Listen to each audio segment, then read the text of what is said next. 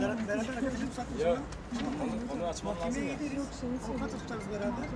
Yani ne gerekiyorsa beraber yapalım. Yarın mahkemeye uğraşmamız Tek tek devam edersek böyle olur. Yani şöyle olmaz. Biz Sayın Valimize bilgi iletelim, bilgi verelim. Hakkımızda hukuk nezdinde mahkemede ararız. Artık gerisini onlar düşünsün. Yani biz sonuçta haklıyız burada. Biz işimizi istiyoruz. Haksız yere kovulduk. Gerekçe gösterilmedi.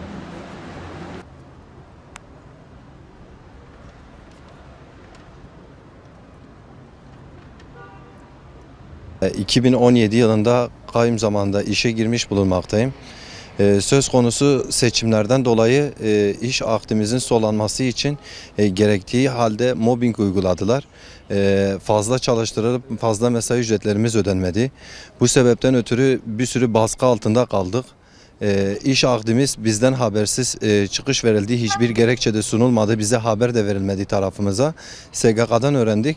Yani devletimize, milletimize bağlı olduğumuz için bu durum başımıza geldiğini beyan ediyoruz. Onun takdirinde artık karar yargı merciindendir.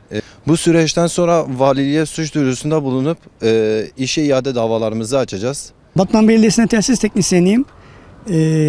Seçimden sonra kayyum döneminde işe girdiğimiz için siyasi baskı altına alındık. İstifa etmemiz istenildi. Açıkçası ben ve arkadaşlarım devletçi olduğumuz için hedef tahtasına oturtulduk. Bizden sonra da işten çıkarmalar olacağını düşünüyoruz. Çünkü emareler bu yönde. Birçok arkadaşımıza istifa baskısı yapılıyor. Sadece kısa bir örnek vereceğim. Güvenlikçi arkadaşlarımız güvenlik olmasına rağmen çöp kamyonunda ve park temizliğinde çalıştırılıyor. Biz hakkımızı arayacağız hukuk nezdinde.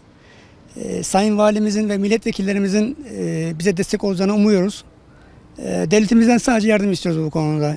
İşsiz kalmak istemiyoruz. Hepimizin işe ihtiyacı var. 2,5 yıldır Batman Belediyesi'nde aktif bir şekilde çalışıyorum. Can kurtaranlık görevinde bulunuyorum. Seçimden sonra sıkıntılar yaşadık. Nasıl sıkıntılar? Mobbing uygulandı bize. Hani yüzümüze, hani mobbing dediğim böyle dolaylı olarak nasıl söyleyeyim, yüzümüze karşı böyle bakışları değişti. İşte bu son dün şeyle karşılaştık. Bizim bir arkadaşımıza bir mesaj geldi SGK'dan. Hani biz de bir soruşturalım dedik. Şeyi aradık. SGK'yı aradık. SGK'yı aradığımızda iş çıkışımız verilmiş ama bize tebliğ edilmemiş. Hani bunun suç olduğunu bilmelerine rağmen neden bu şekilde davrandıklarını bilmiyoruz. Biz de gerekli mercilere, mahkemeye, valiliğe suç duyurusunda, gerekiyorsa da emniyete suç duyurusunda bulunacağız.